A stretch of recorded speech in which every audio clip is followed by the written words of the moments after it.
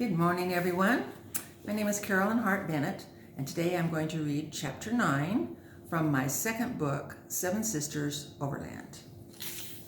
The cheers almost made them forget what was ahead. When the promised train arrived with its string of cattle cars, it was a little different than the last time in that the first car was filled with hay, and the second one was carrying a herd of milk cows that were being transported to a dairy farm in southern Illinois. At least you would think they would put the cars carrying the hay between us and the cows, cried Sister Walmsley.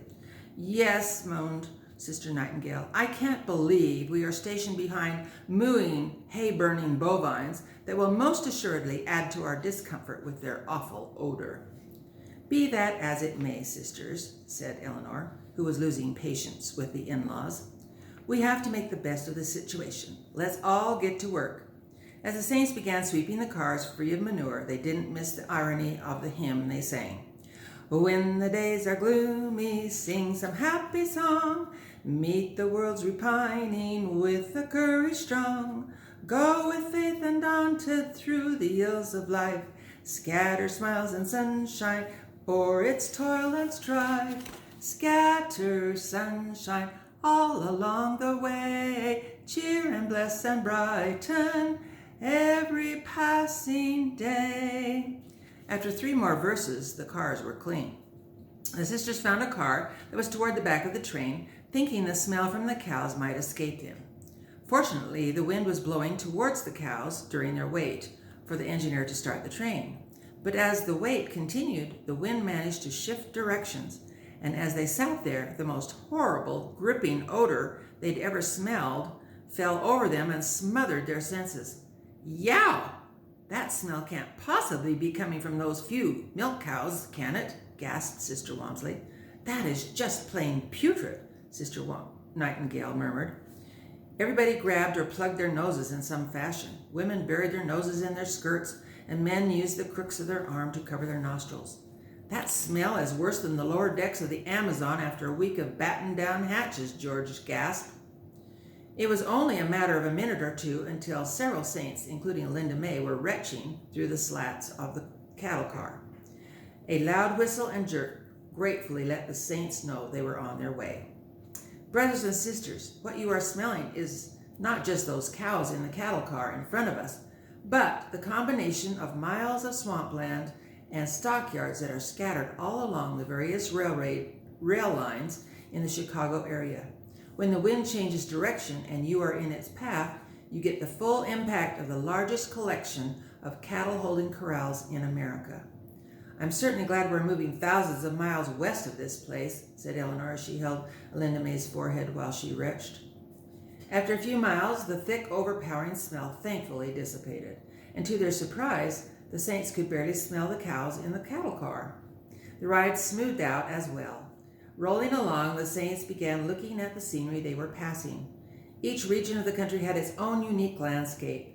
They began noticing signs of the war. There were burned-out barns, charred fields, and bent railroad ties that were discarded by the sides of the track. They passed train cars lying on their sides and wreckage that was scattered for miles. Nearly every town and bridge was under guard. The war spirit was up. At the side of the train tracks, a few miles outside of Chicago, the saints were horrified to see what looked like a makeshift wooden gallows with a noose hanging down and a placard nailed to the top that read, "Death to traitors." How do we know which side they're talking about? Wondered Caroline aloud. They must be for the North because their native son, Abraham Lincoln, is the President of the United States, offered Lavinia. Yes, but many of the people living in southern Illinois are first or second generation Southerners, added President Tippett, who was sitting a few seats away. There are mixed loyalties in this region. I lived in Nauvoo, so I know that's true. We need to be very careful in this part of the country not to voice our opinions too loudly. You never know who is an enemy and who is a friend. This caused a lot of anguish among the saints. They felt very uneasy. America was in a terrible upheaval because of the Civil War. They began to wonder if they should have stayed in England until the war was over, but nobody knew when that would be. After a while, Linda May regained the color in her face. Jane wanted to keep her mind off her sensitive stomach for good.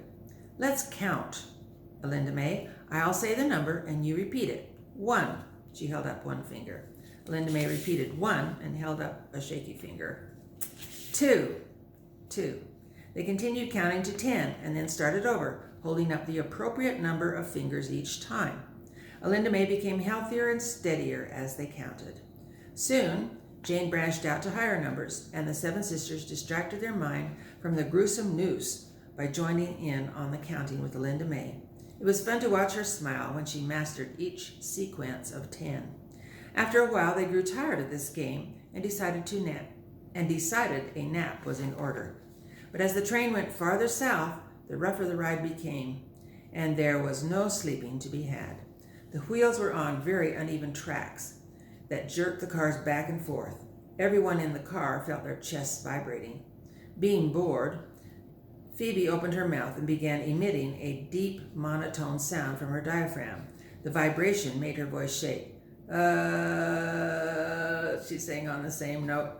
Fanny began laughing. "You sound like a stuttering frog."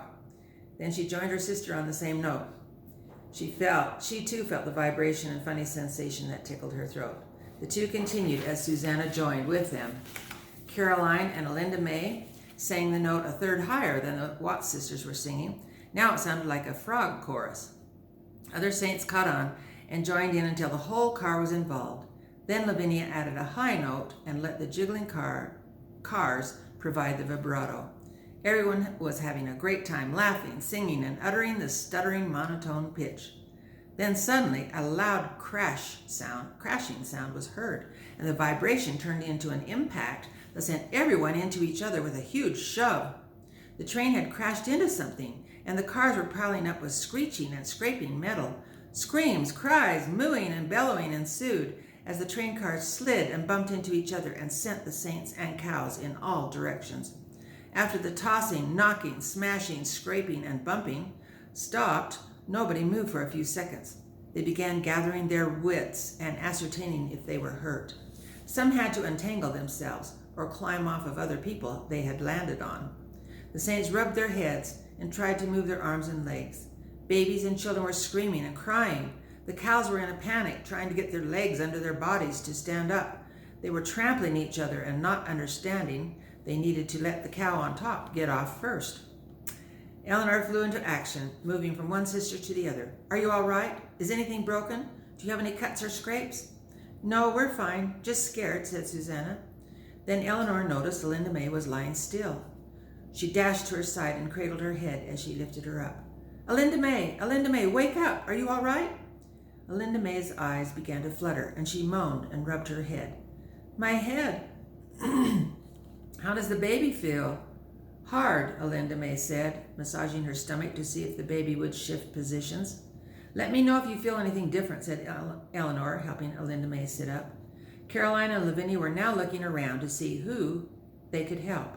The priesthood leaders began to realize they needed to get out of their cars and see what the damage was to the rest of the train. President Tippett shouted orders. "President Larkin, take your luggage handlers and see if you can rescue those cows before they get away." The men ran to the cows and began to wrangle them from their wrecked car. The hay in the first car must have acted as a cushion to the cows during the crash because none were injured. The locomotive and the first 2 cars were in a zigzag off the tracks. Luckily, the train wasn't traveling especially fast, and the rest of the cars stayed on the tracks and absorbed the impact of the abrupt stop. It was presumed by the leaders that rebel army spies caused the wreck, hoping to detain Union Army troop movement. President Tippett and Pinkerton were anxious to speak to the conductor, hoping he wasn't injured or worse, dead. When the conductor staggered out of the locomotive along with his 2 firemen, he answered all their questions. "We were turning a bend, and the trees were obstructing our view. We didn't see the pile of logs until we hit it." "How are your Mormons, Mr. Tippett?" "We've got a few cuts and bruises, but for the most part, we are unharmed. The most serious injuries are cracked heads." "That's good news," he said. Then he noticed about 4 dozen Mormon men gathered around the wrecked cattle car, trying to round up the frightened cows that were ambling away. "I see you've got your men rescuing the cows. That was fast thinking." Yes, and it looks like the cows are all capable of walking, said President Pinkerton, as he watched his men get on the sides of each cow and try to calm them down. So here's what we're going to do, said the conductor. Have your men follow the tracks and walk the cows to the next station. Have the rest of your people take the luggage. It's only a mile or so down the track.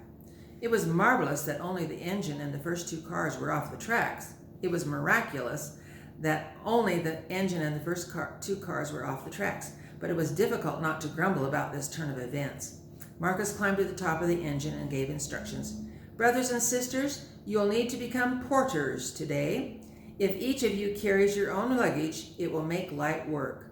So far this trip, the luggage crew has enjoyed the privilege of transferring all the baggage from ship to barge to steamer and from train to train, all by themselves. We did have the advantage of baggage wagons at the stations, but now we are without them. So please help us, and maybe you will appreciate a little of the satisfaction we get from our monumental task each day. You may even want to leave some of your excess weight by the side of the train tracks to help simplify your move. I can't bear to part with anything in my trunk, said Sister Nightingale to her sister-in-law. It's all too important to me. I can't either, said Sister Walmsley.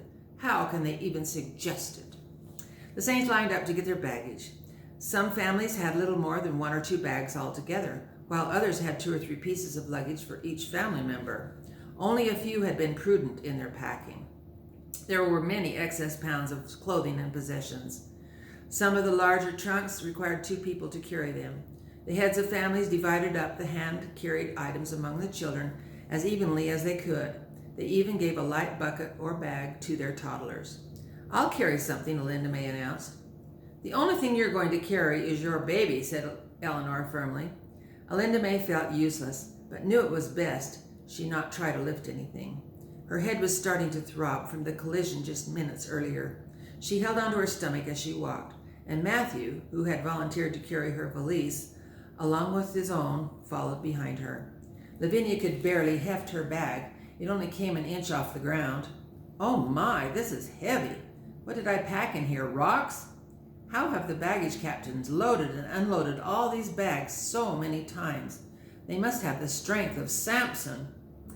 Susanna lifted one end of the trunk while the twins lifted the other. The saints all trudged down the side of the tracks, packing their luggage in their hands or positioning it on their backs. It was not a smooth pathway.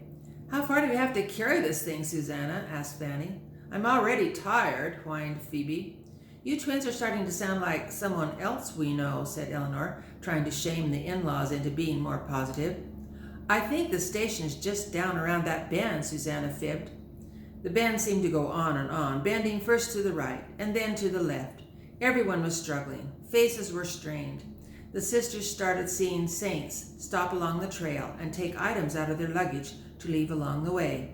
Extra clothing, heirlooms, mantelpieces, pots, dishes, silverware. Some of the things were awfully desirable, but no one was picking them up to add to their own burden. I can't believe this trunk is so heavy, said Caroline. I've always had servants take care of my travel bags. She and Eleanor trudged on with aching muscles. She suddenly had a new respect for her servants. She finally stopped and announced to Eleanor, You know, carrying this trunk is like carrying your sins around with you. And I don't want to do that anymore. I'm going to repent. She set her end of the trunk down, which also had her satchel balanced on top. Eleanor followed her lead and was glad to stop and rub her shoulders. That's a good concept, said Susanna. I'm sure we've all got things packed in our bags we don't need. I am of the same mind, said Lavinia, who had been dragging her trunk by one end for the last while. The sisters moved off the trail a little way and began searching through their bags for items they could leave by the side of the tracks. Lavinia's rocks turned out to be her favorite books she had packed. With big tears, she held up each one and fanned through the pages. I love these books so much. They've been my only friends through the years. Emma by Jane Austen, Vanity Fair by William Thackeray, Adam Beatty by George Eliot, Bronte's Wuthering Heights, and my favorite, Love Poems by Robert Browning. She sighed wistfully. I've read them so many times I can quote certain parts from memory. How do I love thee? Let me count the ways. She put her hand over her heart and closed her eyes in reverie. Then, snapping out of it, she became practical. If I'm having trouble carrying my trunk, I'm sure the luggage captains would appreciate a reprieve from the weight of all these books. I am sure I can buy new books when I get to the valley. She stacked them lovingly into 2 piles beside the trail. I feel like the Lord has made my burden lighter. Sisters, just like he did with the Nephites when they were in bondage to the Lamanites. Caroline had been sharing her dresses with Eleanor, who came aboard the Amazon with only the clothes she was wearing, so she knew she wouldn't be able to reduce her wardrobe by much. But then she remembered something. She unloaded her trunk and pulled up a false bottom. "What are you doing?" asked Eleanor.